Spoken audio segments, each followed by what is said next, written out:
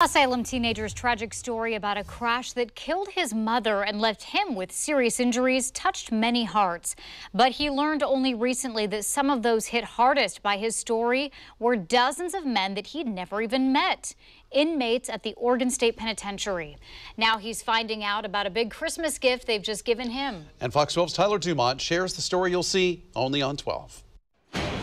When I first got here, I pretty much thought my life was over. David Bowen and Kyle Hedquist know what it's like to live behind the bars of Oregon's maximum security prison in Salem. Sometimes prison can be a real isolating place. They are both convicted murderers. Bowen serving 25 to life, Hedquist life without parole. They may not be the type of people you'd expect would help raise hundreds of dollars for a teenager they don't know.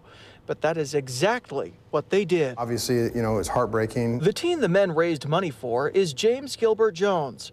The 13-year-old from Salem was the sole survivor of a horrible crash in mid-September.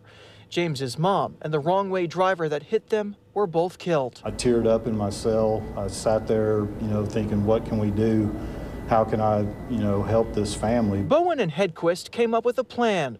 Through a prison club they joined by Good Behavior, they made flyers and started asking other inmates to contribute part of their monthly stipends earned for work around the prison, which averages between $30 and $60. Most spend it on phone calls home, on family, or even soap and shampoo. When they saw it advertised almost instantly, we started getting donations in. Hedquist says most donations they got from inmates was just $1 or $2.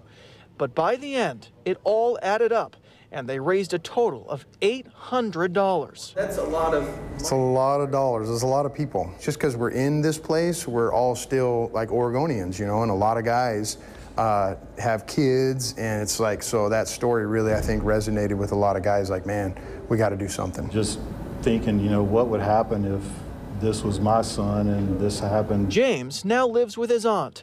He had no idea the inmates had raised the money until we told him. I couldn't believe it. I know people give, but I couldn't believe it. James has spent the past few months recovering. The crash left the three-season athlete with facial fractures, a broken wrist, and broken ribs. My dream's going to NBA or at least go to college. And while James is hoping for a chance to one day return to the field, I'm doing pretty good. Healing pretty quick. Bowen and Hedquist are hoping their effort is a chance at reconciliation. I basically just want to say I'm a normal human being like everyone else. That was my goal going into this, is just to feel normal about myself. You don't have to be defined every day as a murderer or as a thief or a robber or whatever, that you can have a normal life in here and you can impact the community in here and you can make a difference in the community out there. Tyler Dumont, Fox 12 Oregon.